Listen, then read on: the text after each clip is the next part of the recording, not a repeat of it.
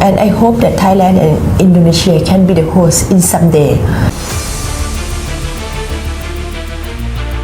Come on, Indonesia, you have the population almost 200 million.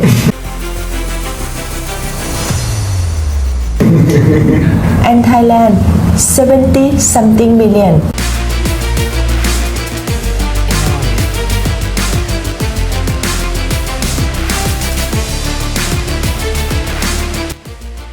Hai semuanya, selamat datang di channel YouTube Garuda IDN. Berikut ini kami akan membagikan kumpulan berita timnas terbaru nih, diantaranya sebagai berikut.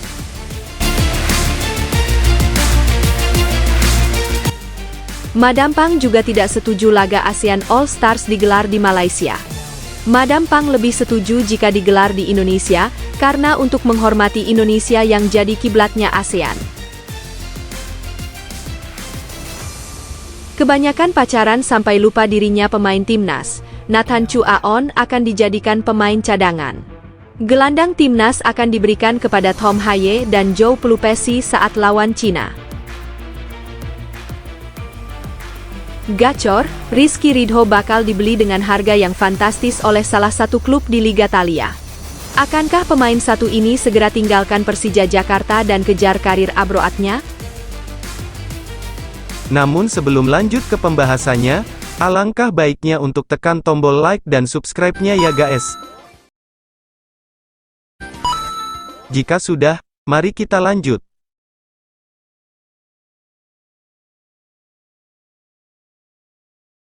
Madam Pang juga tidak setuju laga ASEAN All Stars digelar di Malaysia. Madam Pang lebih setuju jika digelar di Indonesia, karena untuk menghormati Indonesia yang jadi kiblatnya ASEAN. Baru-baru ini, Malaysia ditunjuk sebagai tuan rumah untuk pertandingan besar antara Manchester United dan tim ASEAN All Stars. Namun, keputusan ini justru menimbulkan sejumlah sorotan dari para pecinta sepak bola, khususnya di kawasan Asia Tenggara. Banyak yang mempertanyakan kelayakan Malaysia sebagai venue, karena fasilitas stadion di sana dianggap masih kalah jauh dibandingkan dengan yang dimiliki Indonesia. Dari segi kualitas rumput, pencahayaan, hingga atmosfer stadion, semuanya belum mampu memberikan kesan megah yang seharusnya hadir dalam laga internasional sekelas ini. Tak hanya itu, animo masyarakat Malaysia terhadap sepak bola belakangan ini juga mengalami penurunan drastis. Minimnya prestasi tim nasional mereka di ajang besar seperti Piala Asia dan kualifikasi Piala Dunia membuat dukungan supporter jadi kurang bergairah. Bahkan, suasana di sekitar stadion pun terasa kurang hidup. Di saat negara lain menyambut laga besar dengan euforia tinggi dan penuh antusiasme, di Malaysia justru terkesan biasa saja. Hal lain yang juga dikeluhkan adalah kurangnya fasilitas pendukung, seperti kekayaan kuliner yang bisa jadi daya tarik tambahan. Berbeda dengan Indonesia, yang selalu menyajikan beragam jajanan lokal lezat di sekitar stadion, Malaysia terkesan sepi dan kurang menggoda lidah para penonton. Alhasil, banyak yang menilai Malaysia bukan tempat yang tepat untuk menggelar laga sebesar ini. Belakangan ini, muncul suara penolakan dari Madam Pang terkait keputusan menggelar laga ASEAN All Stars kontra Manchester United di Malaysia.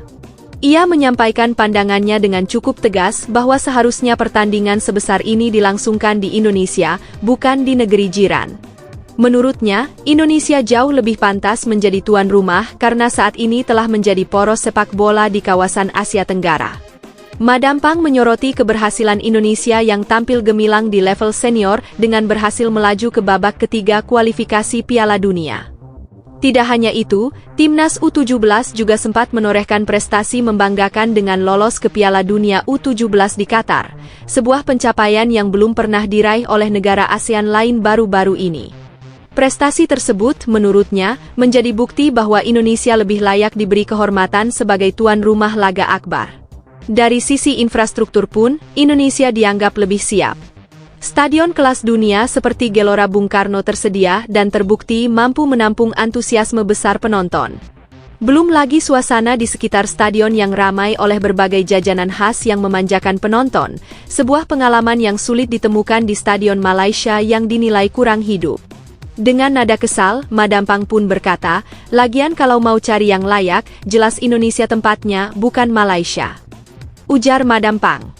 Di balik berbagai pertimbangan teknis dan prestasi yang mendukung Indonesia sebagai tuan rumah laga ASEAN All Stars melawan Manchester United, ada satu hal menarik yang kerap luput dari sorotan, yakni keinginan para pemain Manchester United untuk menikmati liburan di Bali. Rencana tersebut tentu menjadi salah satu alasan kuat mengapa pertandingan ini sebaiknya digelar di tanah air, bukan di negara tetangga. Jika laga berlangsung di Indonesia, para pemain Setan Merah hanya perlu menempuh perjalanan singkat untuk langsung bersantai di Pulau Dewata setelah pertandingan. Waktu dan tenaga mereka tidak akan terbuang percuma di perjalanan panjang, sehingga pengalaman mereka di Asia Tenggara pun menjadi lebih menyenangkan. Ini jelas memberikan nilai tambah, baik bagi tim tamu maupun bagi tuan rumah dalam hal promosi wisata dan citra positif Indonesia di mata dunia. Berbeda halnya jika pertandingan tetap dilangsungkan di Malaysia. Jarak yang lebih jauh ke Bali tentu akan membuat agenda liburan menjadi kurang efisien dan melelahkan. Apalagi jika mempertimbangkan waktu istirahat pemain yang terbatas di tengah jadwal tur padat. Maka dari itu, memilih Indonesia sebagai lokasi pertandingan bukan hanya menguntungkan dari segi fasilitas dan atmosfer sepak bola, tapi juga memberikan kenyamanan ekstra bagi pemain. Nah, kalau menurut kalian bagaimana guys? Apakah Indonesia cocok jadi tuan rumah ASEAN All Star versus MU? Yuk tulis pendapat kalian di kolom komentar. Kebanyakan pacaran sampai lupa dirinya pemain timnas, Nathan Chu Aon akan dijadikan pemain cadangan. Gelandang timnas akan diberikan kepada Tom Haye dan Zhou Pelupesi saat lawan Cina. Pertandingan penting antara timnas Indonesia melawan Cina dijadwalkan berlangsung pada 5 Juni 2025. Laga ini menjadi momen krusial yang bisa menentukan langkah Garuda dalam perburuan tiket menuju tahap selanjutnya di kualifikasi Piala Dunia. Mengingat pentingnya pertandingan ini, seluruh pemain diminta untuk tampil fokus sejak menit pertama. Ketua Umum PSSI, Erick Thohir, memberikan pesan khusus kepada skuad Merah Putih. Ia menekankan pentingnya menjaga konsentrasi terutama di awal laga. Menurutnya, hal yang perlu dihindari adalah kebobolan lebih dulu, karena itu bisa mengguncang mental tim dan mengubah arah permainan. Sebaliknya, jika Indonesia mampu mencetak gol lebih dulu, itu akan menjadi suntikan semangat bagi seluruh pemain untuk terus menekan lawan dan bermain lebih percaya diri. Dengan persiapan matang dan strategi yang tepat, Indonesia diharapkan bisa tampil solid di semua lini. Fokus, kerja sama tim, dan determinasi tinggi akan menjadi kunci untuk meraih hasil maksimal dalam pertandingan yang penuh tekanan ini. Di samping itu, Nathan Chu Aon, gelandang muda timnas Indonesia, belakangan mengalami penurunan performa yang cukup mencolok baik di level klub maupun tim nasional. Di klub, ia kini lebih sering bermain di tim U21, sebuah posisi yang dianggap tidak seharusnya bagi pemain yang seharusnya sudah siap tampil di level senior. Di sisi lain, penampilannya di timnas juga mulai mendapatkan sorotan. Sering kehilangan bola di tengah lapangan, Nathan mulai menunjukkan tanda-tanda kurangnya konsistensi dalam permainannya. Kondisi ini membuat posisinya di tim nasional semakin terancam, bahkan ada kemungkinan ia akan dicadangkan jika penurunan performa berlanjut. Selain masalah teknis, kehidupan pribadinya juga sepertinya memengaruhi karir sepak bolanya. Kerap terlibat dalam hubungan asmara yang tak selalu positif, Nathan seolah teralihkan dari fokus utama, yaitu mengembangkan bakatnya di lapangan. Padahal, untuk mencapai level tertinggi, seorang pemain harus bisa menjaga keseimbangan antara karir dan kehidupan pribadi, yang tampaknya saat ini menjadi tantangan besar bagi Nathan. Untuk itu, Alex Pastor, pelatih timnas Indonesia, memberikan pernyataan tegas mengenai penurunan performa Nathan Chu Aon. Ia menyebutkan bahwa jika sang gelandang tidak segera memperbaiki penampilannya, kemungkinan besar ia akan dicadangkan. Sebagai alternatif, Alex menyebutkan bahwa Tom Haye dan Zhou Pelupesi akan menjadi pilihan utama untuk menggantikan posisi Nathan di lini tengah. Saya tidak ragu untuk membuat keputusan jika pemain tidak menunjukkan kinerja terbaiknya.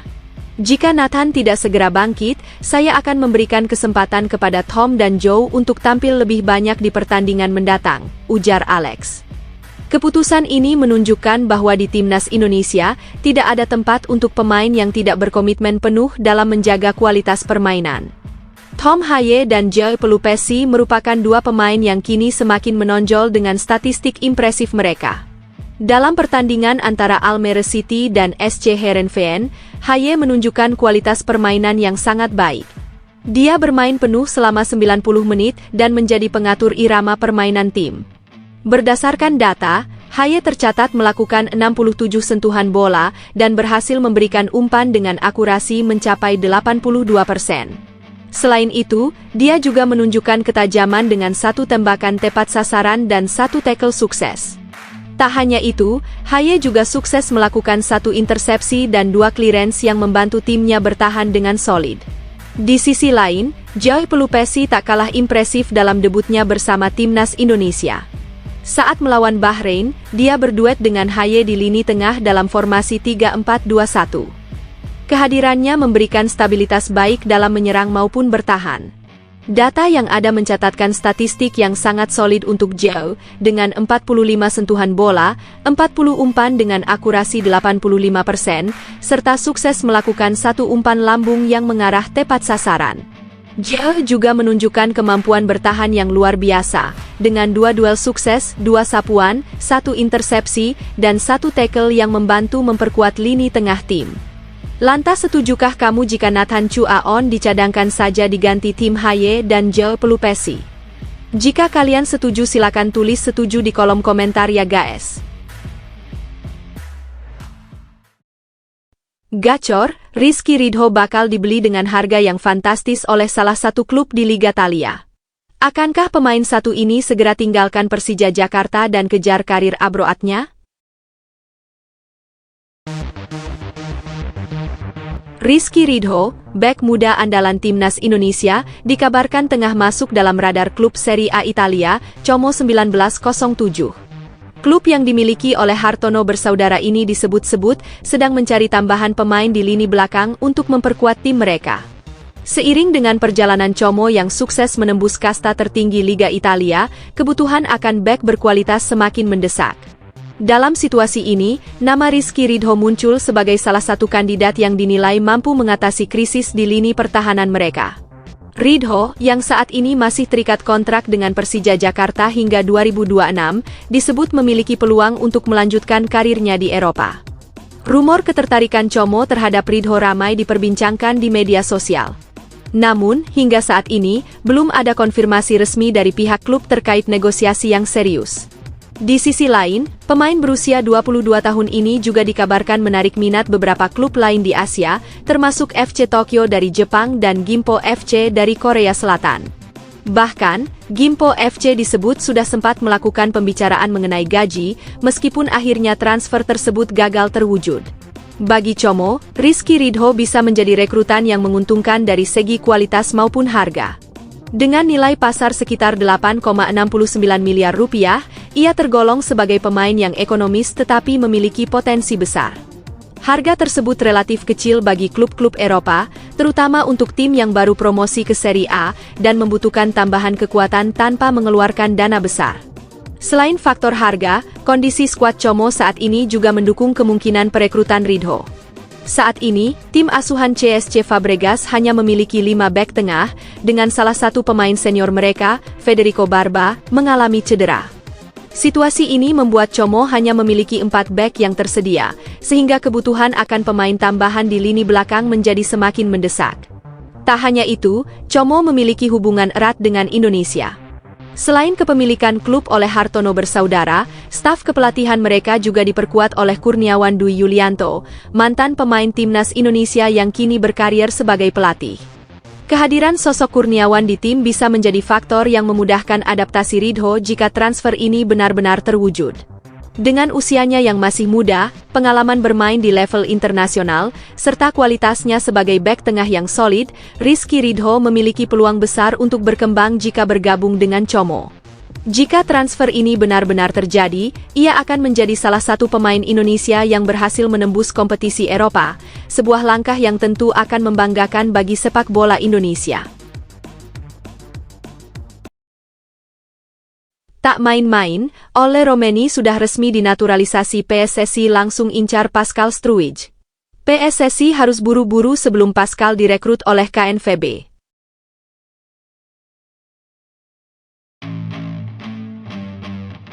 Pascal Struijk, bek muda yang kini membela Leeds United, merupakan salah satu pemain Eropa dengan keturunan Indonesia yang bisa jadi pilihan bagi timnas Indonesia jika ia memutuskan untuk bergabung.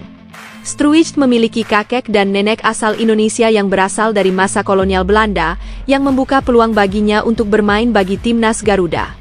Meskipun lahir di Belgia pada 1999, Struijk memenuhi syarat untuk memilih Indonesia, selain Belgia dan Belanda, sebagai negara yang bisa ia wakili di level internasional. PSSI yang terus menggencarkan upaya untuk mendatangkan pemain keturunan guna memperkuat skuad timnas Indonesia, tengah aktif mengejar pemain-pemain muda berbakat seperti Mees Hilgers dan Eliano Reijnders. Kedua pemain ini sudah menjalani debut bersama timnas Indonesia pada laga kontra Bahrain, yang menjadi bagian dari persiapan menuju Piala Dunia 2026. Ini menunjukkan betapa seriusnya PSSI dalam mencari pemain-pemain dengan kualitas terbaik untuk timnas, khususnya yang memiliki darah Indonesia. Salah satu kandidat yang sering disebut dalam berbagai diskusi mengenai naturalisasi adalah Pascal Struijk. Bek bertinggi badan 1,9 meter ini sudah menunjukkan kualitas bermain yang menjanjikan di Leeds United, dan dengan nilai pasar sekitar 260 miliar rupiah menurut Transfermarkt, ia menjadi sosok yang menarik perhatian. Struijk sudah mengumpulkan pengalaman internasional dengan timnas Belanda di level usia U17, namun hingga saat ini, ia belum mendapatkan panggilan untuk timnas senior Belanda ataupun Belgia. Meski demikian, kesempatan untuk membela timnas Indonesia masih terbuka lebar, terlebih dengan kemampuan yang dimiliki oleh Struijk sebagai bek tengah maupun bek kiri. Ia bisa memberikan pilihan tambahan bagi pelatih Shin Tae-yong untuk memperkuat lini pertahanan Garuda. Dengan atribut sebagai bek kidal, Struijk dapat menciptakan kombinasi yang solid bersama pemain-pemain seperti Jai Itzes dan Mees Hilgers di lini belakang. Sebagai tambahan, Struijk juga memiliki potensi untuk berkolaborasi dengan pemain seperti Justin Hubner, dan mengisi posisi bek kiri yang biasa ditempati oleh Kelvin Verdong atau Shane Patinama. Meskipun nama Struijk cukup mirip dengan Rafael Struijk, striker timnas Indonesia, keduanya sebenarnya tidak memiliki hubungan keluarga. Namun, meskipun tidak ada hubungan darah dengan pemain lain, Struijk tetap menjadi pilihan yang sangat potensial untuk menambah kekuatan timnas Indonesia, jika ia memilih untuk melanjutkan karir internasionalnya dengan Garuda. Mengecewakan, Asnawi Mangkualam dimainkan jadi starter Port FC justru telan kekalahan. Pemain satu ini memang kurang maksimal saat dimainkan sejak awal, cocok dijadikan pemain pengganti saja.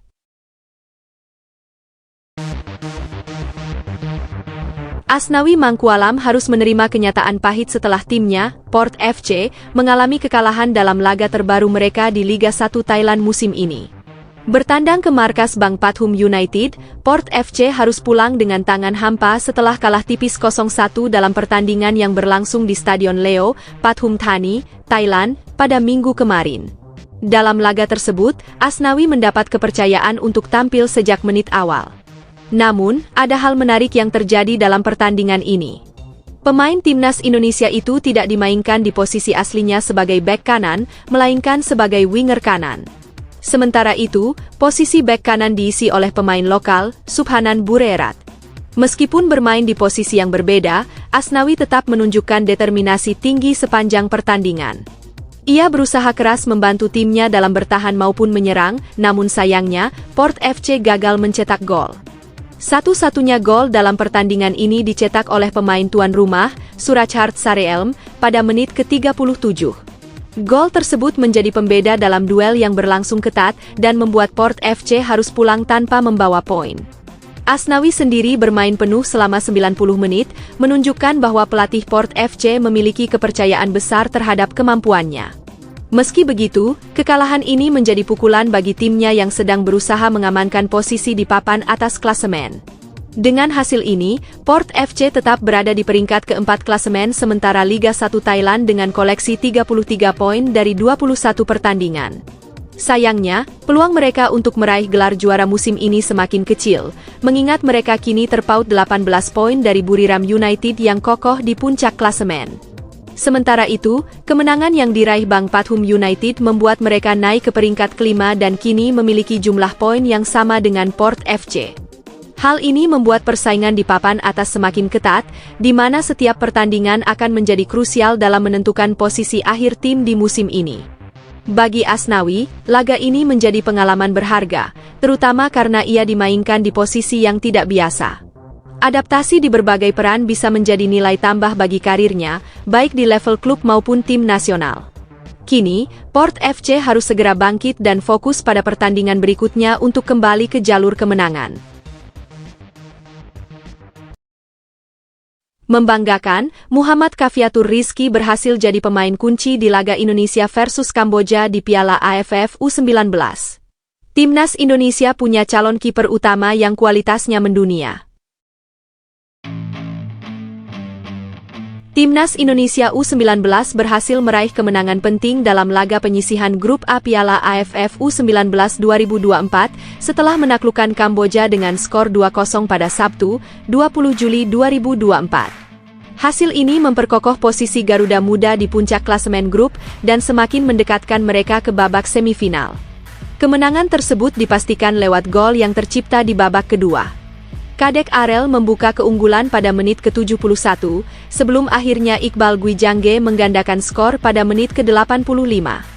Kedua gol itu tidak lepas dari peran Muhammad Kaffiatur Rizky yang memberikan assist dari tendangan sudut. Pelatih Timnas Indonesia U19, Indra Syafri, mengungkapkan kepuasannya terhadap performa Kaffiatur dalam laga ini.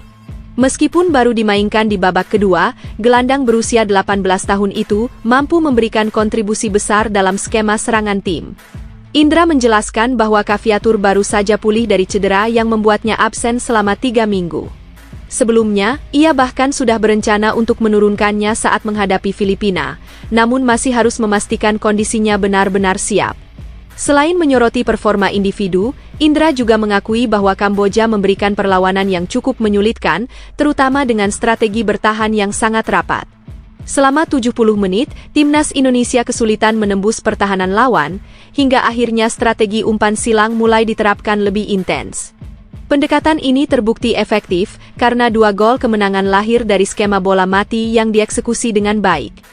Dengan kemenangan ini, Indonesia kini mengoleksi 6 poin dari 2 pertandingan, unggul 3 angka dari Timor Leste dan Filipina yang berada di posisi kedua dan ketiga.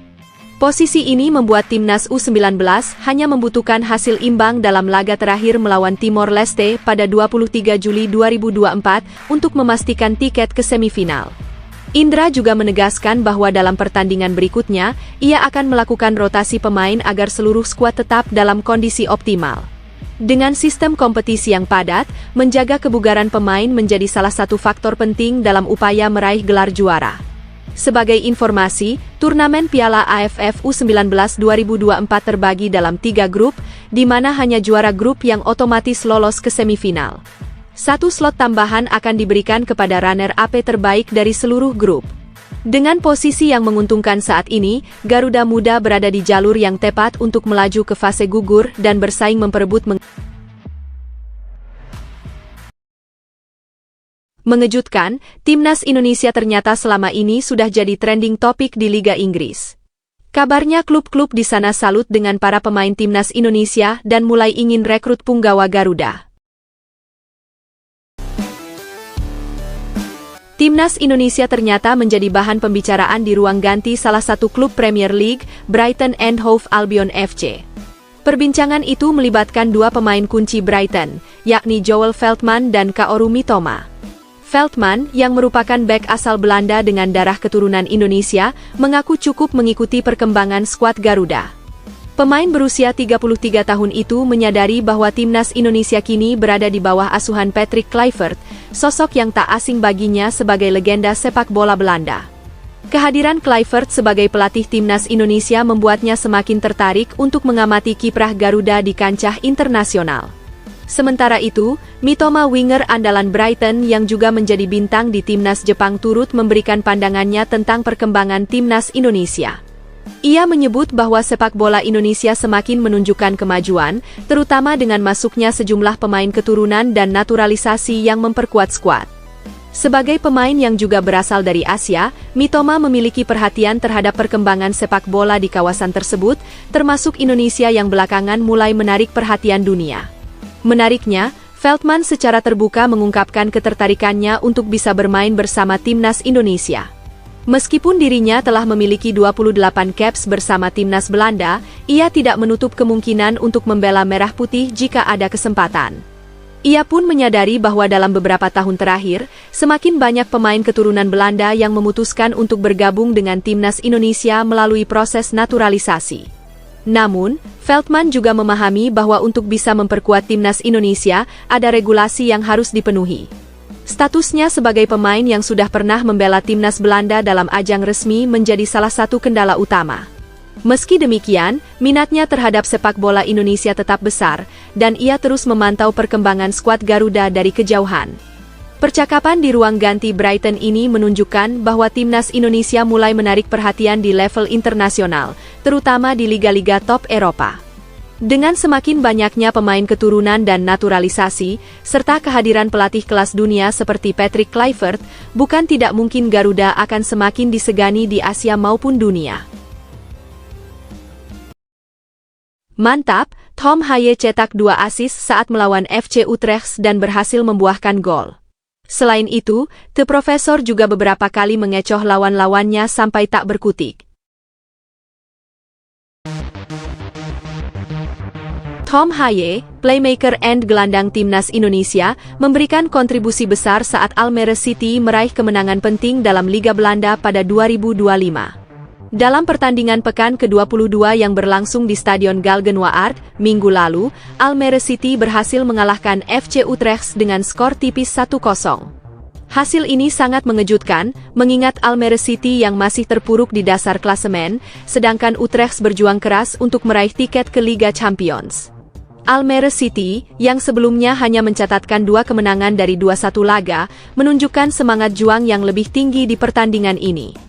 Gol tunggal kemenangan tim tamu tercipta pada menit ke-28 melalui Junior Kadile. Meskipun Haye tidak terlibat langsung dalam gol tersebut, ia memainkan peran penting dalam terciptanya gol tersebut. Sebagai gelandang kreatif, Haye menciptakan ruang dengan gerakan cerdiknya, menarik perhatian 4 pemain Utrecht sebelum memberikan bola kepada Hamdi Akujobi, yang lalu mengirimkan umpan kepada Cornelius Hansen. Hansen melepaskan umpan ke depan gawang yang sempat mengenai kaki Kadile sebelum gol tercipta. Tom Haye, yang bermain selama 75 menit, tidak hanya berperan dalam gol tersebut, tetapi juga nyaris mencatatkan 2 assist dengan umpan-umpan briliannya. Pertama, ia memberikan umpan terobosan kepada Thomas Robinet, namun tembakan Robinet berhasil diblok oleh kiper Utrecht. Kemudian, Haye memberikan umpan silang akurat kepada Charles Berriem, namun sundulan Berriem juga dapat dihalau oleh kiper Barkas. Meskipun tidak mencetak gol atau assist, aksi-aksi Tom Haye yang penuh kecerdikan tetap menjadi kunci kesuksesan tim. Pada hari itu, tepat di hari ulang tahunnya yang ke-30, Haye juga menerima kartu kuning setelah mendorong pemain lawan, Pasten Aaronson.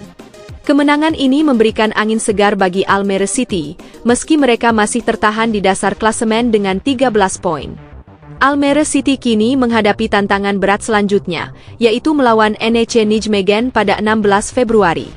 Pertandingan ini akan menjadi ujian berat bagi mereka, terutama karena NEC diperkuat oleh Kelvin Verdong, pemain yang juga berasal dari diaspora timnas Indonesia.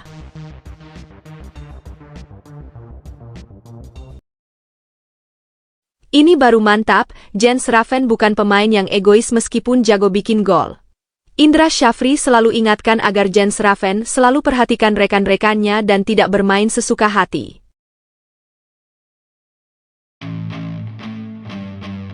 Pelatih Timnas Indonesia U19, Indra Syafri, mengungkapkan rasa puas dan bangga atas penampilan impresif Jens Raven dalam pertandingan melawan Timor Leste pada Piala AFF U19 2024.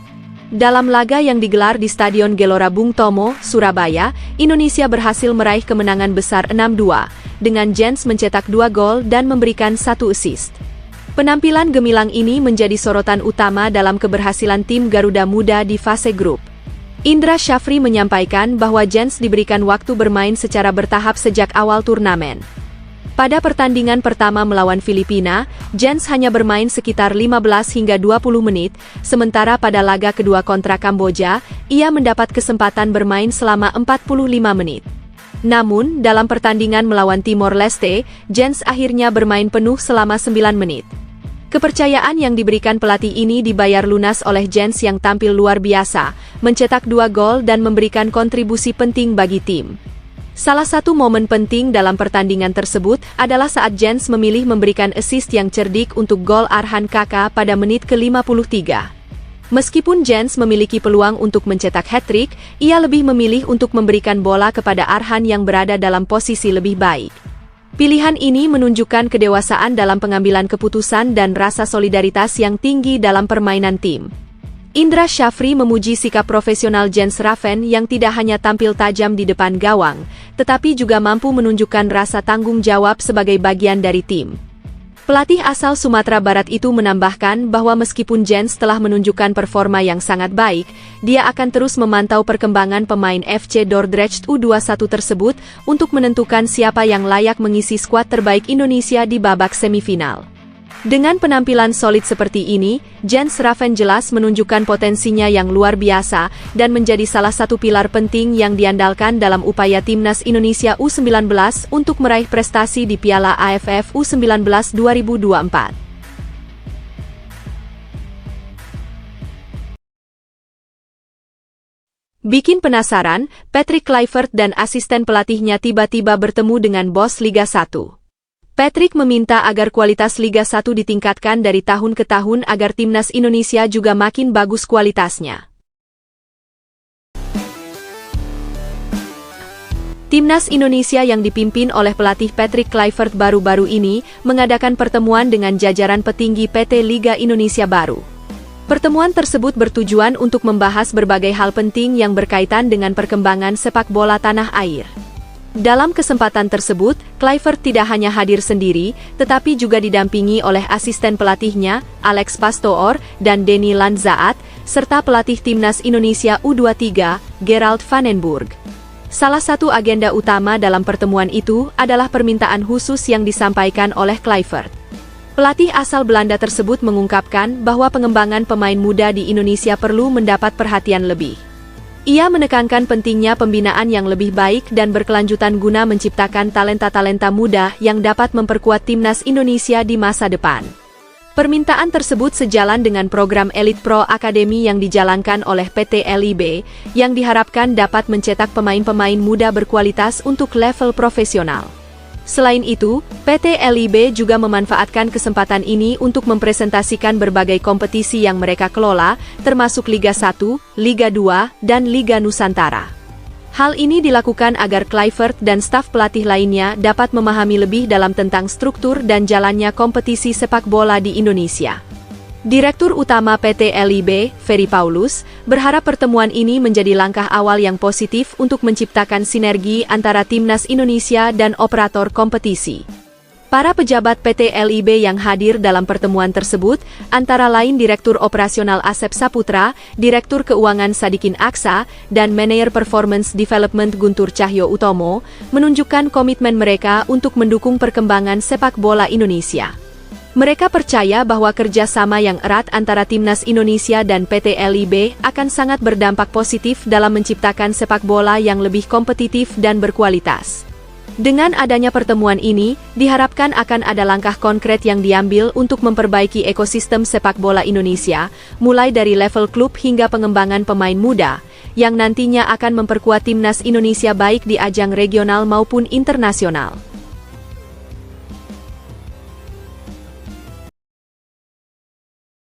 Jangan sampai lewat, Evan Dimas kabarnya bakal direkrut jadi asisten pelatih Timnas Indonesia jika karirnya sebagai pemain sudah usai. PSSI tak mau Evan sampai dinaturalisasi oleh Brunei Darussalam.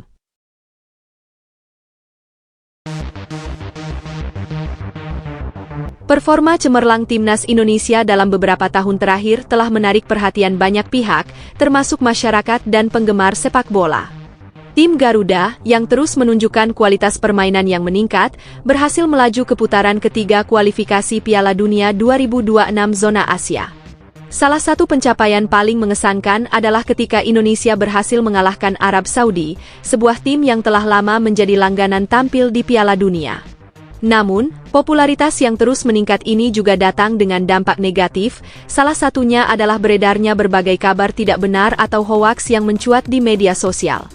Beberapa informasi yang tidak jelas kebenarannya beredar luas, terutama seputar isu naturalisasi pemain yang memperkuat Indonesia. Salah satu kabar yang sempat menghebohkan adalah tentang pemain timnas Indonesia, Evan Dimas, yang dikabarkan akan meninggalkan Indonesia untuk memperkuat Brunei Darussalam. Isu tersebut bermula dari unggahan yang mengindikasikan bahwa Evan Dimas akan segera memperkuat tim nasional Brunei. Kabar tersebut menyebutkan bahwa unggahan tersebut merupakan bentuk perpisahan sang pemain. Namun, setelah ditelusuri lebih lanjut, kabar tersebut terbukti sebagai hoaks. Unggahan yang dimaksud ternyata merupakan momen perpisahan Evan Dimas dengan Bayangkara FC, klub yang ia bela sejak tahun 2021. Postingan tersebut diunggah pada 6 April 2022 melalui akun Instagram pribadinya, dan bukan berkaitan dengan perpindahannya ke tim nasional Brunei. Setelah meninggalkan Bayangkara FC, Evan Dimas melanjutkan karirnya di Liga 1 bersama Persik Kediri. Hingga saat ini, tidak ada kabar atau tanda-tanda bahwa pemain berusia 28 tahun ini akan dinaturalisasi oleh Brunei Darussalam atau negara lainnya. Sebaliknya, Evan masih menjadi bagian dari timnas Indonesia dan terus berkontribusi dalam kompetisi domestik. Keberadaan berita palsu seperti ini menambah tantangan bagi penggemar dan media untuk membedakan mana yang benar dan mana yang tidak. Penting bagi publik untuk selalu mencari informasi yang dapat dipercaya dan menghindari menyebarkan kabar yang tidak jelas kebenarannya demi menjaga ketertiban, serta mendukung perkembangan sepak bola Indonesia dengan cara yang positif.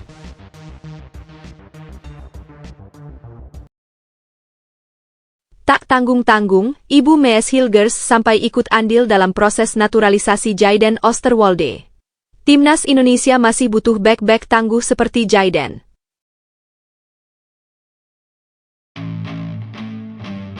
Jayden Oosterwolde, bek asal Belanda yang kini bermain untuk Fenerbahce, kembali menjadi topik pembicaraan terkait peluangnya bergabung dengan Timnas Indonesia. Pemain berusia 23 tahun ini sebelumnya telah menanggapi tawaran naturalisasi dari Indonesia, namun kabarnya, rekannya, Mees Hilgers, yang kini juga memperkuat Timnas Indonesia, memainkan peran penting dalam upaya meyakinkan Oosterwolde untuk berpindah kewarganegaraan. Oosterwolde, yang dikenal sebagai bek kiri dengan kemampuan serba bisa, juga bisa dimainkan di posisi bek tengah dan gelandang kiri. Di Fenerbahce, ia telah tampil dalam 8 laga dan bahkan turut berpartisipasi dalam kualifikasi Liga Champions dengan mencetak 2 gol. Statistik impresif ini menunjukkan bahwa Oosterwolde memiliki kualitas yang dapat meningkatkan kekuatan Timnas Indonesia. Selain itu, karirnya di sepak bola Eropa juga semakin berkembang, menjadikannya pilihan yang sangat potensial bagi Garuda. Mees Hilgers, yang pernah bermain bersama Oosterwolde di FC Twente, menjadi salah satu pihak yang mencoba mempengaruhi keputusan rekannya tersebut. Hilgers, yang kini memperkuat Timnas Indonesia, diketahui telah berbicara langsung dengan Oosterwolde tentang kemungkinan bergabung dengan tim Garuda. Dukungan lebih lanjut datang dari ibu Mees, Linda Tombeng, yang turun tangan dalam meyakinkan Oosterwolde agar mempertimbangkan Indonesia sebagai pilihan selanjutnya. Tombeng, dengan pendekatan personal, mendekati Oosterwolde setelah pertandingan antara FC Twente dan Fenerbahce, guna meyakinkan sang pemain tentang manfaat bergabung dengan Timnas Indonesia. Sebelumnya, Jayden Oosterwolde secara terbuka menolak tawaran naturalisasi dari Indonesia. Selain itu, dia juga menolak kesempatan serupa dari Suriname, karena ambisinya untuk membela Timnas Belanda masih sangat besar. Keputusan Oosterwolde ini sempat mengecewakan banyak pihak yang berharap ia dapat memperkuat skuad Garuda.